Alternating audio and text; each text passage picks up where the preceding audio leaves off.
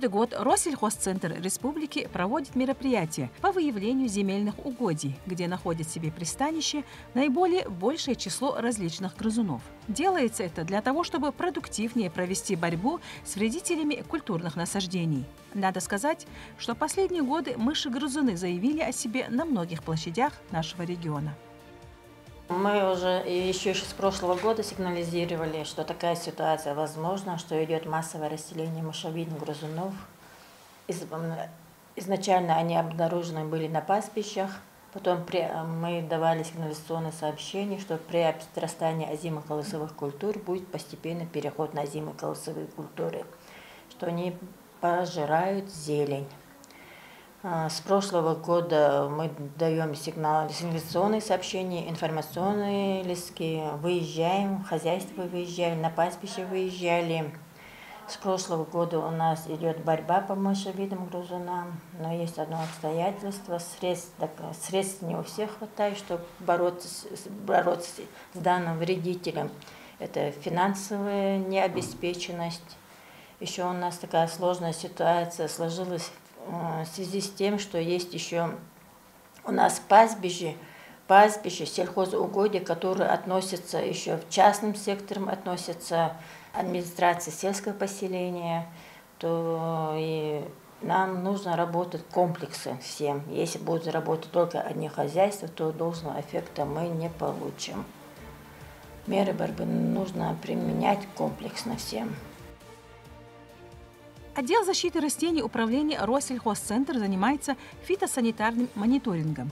Мыши могут находиться в различных местах, но особенно они располагаются на обочинах дорог, пастбищах, там, где посеяны колосовые культуры. Фитосанитарный мониторинг мы проводим по государственному заданию. И с прошлого года у нас налажена работа в цифровом фитомониторинге. Вот уже в этом году мы тоже провели фитосанитарный мониторинг. Мы выезжали в хозяйство, одно из хозяйств. Обследования были проведены на озимых колосовых культурах. В данной ситуации мы видим, что идет массовое развитие и распространение мышевидных грызунов. Погодные условия у нас благоприятствуют. Мыши, они вредят круглый год, да еще плюс благоприятные погодные условия, плюс низкая культура земледелия, низкая агротехника. Все это взаимосвязано, и все это способствует развитию и распространению данного вредителя. Они вредят ежегодно, они есть в том-то или в другом количестве. Все зависит, в каком количестве они у нас пребывают. Вот с прошлого года они у нас массовое распространение у нас идут мышевидные грызуны. Но это связано еще со своей фенологией. У нас, с позапрошлого года мы отмечали постепенное нарастание мышевидных грызунов. С прошлого года мы отмечаем массовое распространение мышевидных грызунов. И в этом году, начало сезона, у нас отмечается массовое распространение мышевидных грызунов. В данном случае мы после проведения фитосанитарного мониторинга мы здесь на рабочем столе дорабатываем. Вот мы видим одно из полей хозяйств. Тут озимые колосовые культуры, в каком состоянии, какая фаза. Тут фаза 2-3 листа. Тут заодно мы проводим демонстрационные опыты на препарате «Восток-М». Это биологические препараты. Потом даем рекомендации другим сельхозпроизводителям, чтобы работали с этими препаратами по результатам своей работы. Вот мы тут видим, у нас специалист смотрит, считает количество растений на 1 квадратном метре, что мы там обнаружили, пишем, фиксируем, все фотографируем. Вся информация у нас остается здесь в архиве. В любое время любой сельхозпроизводитель, любое лицо может прийти и посмотреть, что у него было в прошлое время. Он видит. И на основании наших обследований, на основании наших рекомендаций мы можем давать рекомендации, что делать, как делать, какими препаратами обрабатывать, целесообразность, эффективность применения любого препарата. Даем рекомендации. Выезжаем. У нас эта история сохраняется. В любое время может человек прийти, посмотреть, что на свои поля. Ситуация не совсем простая, и борьба с опасными грызунами должна вестись вместе со всеми, кто так или иначе имеет отношение к сельскому хозяйству, признается мне начальник отдела защиты растений филиала ФГБУ Россельхозцентр Лидия Гамкартиева. Многоядный вредитель, он вредит круглый год. И если многоядный вредитель, то он повреждает и зелень, и посевы, и сады, все, что растет, повреждает. Мы можем остаться, но даже если можем остаться без урожая, хотя бы мы энное количество снизим урожай, если мы не примем вовремя борьбу, не будем принимать меры борьбы. А меры борьбы еще нужно применять грамотный подход. Это очень нужно подойти к этому грамотно. Есть химические меры борьбы и биологические меры борьбы. Мы же должны еще думать о нашей фауне, флоре. Если мы будем применять только химические препараты, то они будут действовать еще на другие наши царства животных, птицы. Так мы должны совмещать биологические и химические препараты. Биологические препараты, они целенаправленно, они истребляют целенаправленно только мышей. Так что тут нужен очень грамотный подход. Мы не можем только одними химическими препаратами работать. Будут обращаться сельхозпроизводители, то у нас в Россельхозцентре имеется возможность приготовить препараты приманки. По заявке мы готовим по инструкции, как и полагается. А так, в основном сельхозпроизводители, физические лица, они сами самостоятельно приобретают препараты. Но не все хозяйства могут себе дозволить 100% себя обеспечить. Это же входит от финансовой обеспеченности. И поэтому надо как-то совместно решить эту проблему, выходить на Министерство сельскохозяйства, здесь, в свою очередь, на правительство выходить, чтобы как-то решить проблемы, создавшиеся проблемы. Есть же проблемы у нас по всей республике, во всех районах, и на пастбищах, и на сенокосах, и на сельхозугодьях, ну, везде на всех сельхозугодьях. В Сунжинском районе на пастбищах отмечено наибольшее число заселения мышевидных грызунов с превышением экономического порога вредоносности. Сейчас наша съемочная группа находится на территории СПК АМА в Сунжинском районе. Здесь проводятся работы по уничтожению мышей-грызунов. Таким образом разбросаны приманки и ведется работа. Массовое развитие и распространение этих маленьких вредителей на сельскохозяйственных угодьях отмечается не так давно, с осени 2022 года, о чем не раз предупреждали работники ответственного учреждения. Мы видим здесь на азимокультуру, что есть поврежденность мышевидными грызунами, что в данном хозяйстве проводились обработки, истребительные мероприятия непосредственно на поле и по обочинам дорог, и по краям полям идет борьба. Мы тревогу забивали еще с прошлого года, с прошлой осени. У нас имеет место массовое развитие и распространение данного вредителя. Давали сигналяционные сообщения, рекомендации. Вместе с Минсельхозом выезжали, смотрели, били тревогу, что срочно необходимо проводить истребительные мероприятия.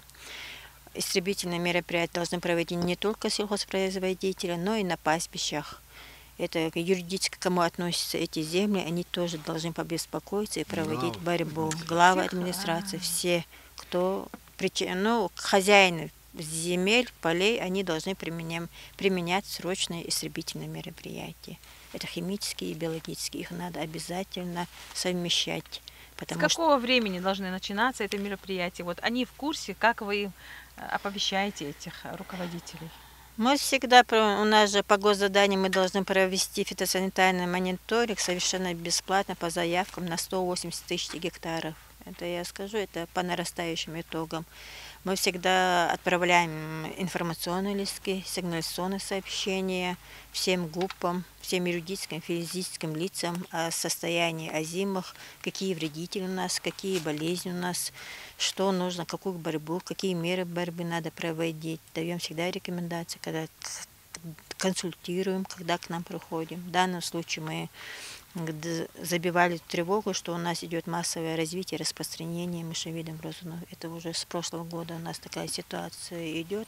С пастбища это все началось. Потом при отрастании озимых колосовых культур пошло постепенное нарастание, постепенное заселение озимых колосовых культур. И если не будут проводить меры борьбы, то мы энном количестве мы можем потерять свой урожай. Погодные условия наступившего года благоприятствуют росту популяции и вредоносности мышей на площадях республики, что позволяет прогнозировать опасность наносимого ими вреда озимым культурам. Это озимая пшеница. Мы видим здесь фаза развития 2-3 листа. Тут проведены истребительные мероприятия против мышевидных грызунов. Это позавчера проводилась борьба. Сейчас там еще на поле у нас специалисты проводят фитосанитарный мониторинг, цифровой фитосанитарный мониторинг. Потом, как мы показывали, говорили, на рабочем столе будем еще дорабатывать информацию, ситуацию, что мы тут видим, какую фазу видим, какого вредителя видим. И всю эту информацию потом на рабочем столе мы все занесем в дальнейшем. Сколько вот таких полей, вот, на ваш взгляд? Вы, наверное, только в Сужинском работали, смотрели поля или как? Мы, в этом году, так-то мы еще работали с прошлого года непосредственно по мышевидным грызунам. В этом году мы только начали, объем небольшой мы охватили, но на пастбище, когда мы выезжаем на пастбище, здесь мы видим, что идет массовое развитие и распространение мышевидных грызунов. Для этого и погодные условия у нас способствуют. Но некоторые хозяйства, отдельные хозяйства, у которых есть финансовая возможность, конечно, они проводят борьбу, разбрасывают приманки, но все исходит из денег, финансовые не все обеспечены. И борьбу нужно проводить не в одиночку, а комплексно всем. У нас же очень много, которые лежат бесхозно. Весь источник, вся зараза идет оттуда, где бесхозно лежат земли, где не обрабатываются, где не проводят агротехнические мероприятия. Там у нас накапливается очень большой зимующий запас. Поэтому нам всем нужно дружно выйти, работать, проводить борьбу против данного вредителя. И соблюдать культуру земледелия. Обязательно соблюдать нужно культуру соблюдения. Это севооборот, чередование культур, это обработки, это агротехнические мероприятия, это защитные мероприятия, которые должны проводиться очень четко и грамотно. При таком раскладе дел, как объяснила мне Лидия Гамкартиева, необходимо незамедлительно проводить активные меры борьбы с мышами-вредителями. Иначе многие хозяйства не смогут собрать урожай в нужном количестве. Об этом должны помнить руководители различных ГУПов крестьянско-фермерских хозяйств. Мы вот 2 дня сюда приезжали, предварительно по своей методике мы затаптывали эти данные участки, а потом сегодня уже приехали, вы уже сами видите, норы уже открыты. Если норы эти открыты, это говорит о том, что уже мыши живые. Да, и погодно-климатические условия благоприятствуют в данном случае для мышей, для развития и размножения мышевидных грызунов. Они же круглый год вредят, и многоядный вредитель. И погода плюс такая хорошая. Так что все благоприятствует для развития и распространения. Те химикаты, которыми вы владеете, может быть, они как-то не совсем, скажем так, эффективные, да? Но это тоже мы же проверяем. Мы же проверяем тоже эффективность применения каких-либо препаратов. Для этого есть специальная методика. Я говорю, до этого мы сюда приезжали 2 дня тому назад, когда разбрасывали препараты, затаптывали норы. Сейчас вот при вас приехали сюда и смотрим, где открыты норы. Если норы открыты, то там живые мыши. Если приманка съедена, там уже говорит, что мышевидные грызуны, они работали, что они живые, что они размножаются. А если последующие через 10 дней мы приедем и посмотрим, точно так же затопчем норы, и если они норы закрыты, то это говорит, что приманки уже все получили, эффект получили мы. Напомним, филиал ВГБУ по Республике Ингушетия имеет возможность реализовать приготовленные приманки.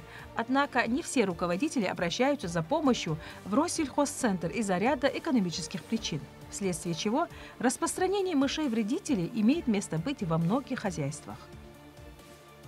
Наша обязанность что входит? Предупредить, посмотреть это. Мы проводим всегда фитосанитарный мониторинг, всех извещаем, сигнализируем не только по мышевидным грызунам, а всем основным вредителям и болезням, которые у нас присутствуют на сельскохозяйственных культурах. Наше дело предупредить, сказать, дать какие-то рекомендации. кто нам приходит, мы всегда их консультируем. Вот все, что входит в наши обязанности, мы говорим и делаем свою работу. А те руководители, которые имеют вот эти Непосредственно, площади, они должны, непосредственно хозяева, кому относится земельный участок, они должны проводить истребительные мероприятия, которые должным образом, они большую часть, они заинтересованы. Они отвечают за свой урожай, за свои земли. Если у них если они финансово не обеспечены в данной ситуации, если они самостоятельно не могут решить свой вопрос, наверное, они должны обратиться в Минсельхоз, наверное, к правительству. Как-то совместно мы должны решить эту проблему. И работать нужно комплексно, обязательно, одиночку нельзя, потому что если кто-то будет работать, а второй участок у нас будет лежать бесхозно, то мышевидные грызуны, они же не знают границы, любой вредитель, он же не знает границ, они будут переходить. Россельхозцентр в очередной раз предупреждает руководителей хозяйств о необходимости провести мониторинговые мероприятия, а также помнить о правилах проведения борьбы с вредителями полей. Необходимо соблюдать регламент применения, правила личной гигиены и технику безопасности.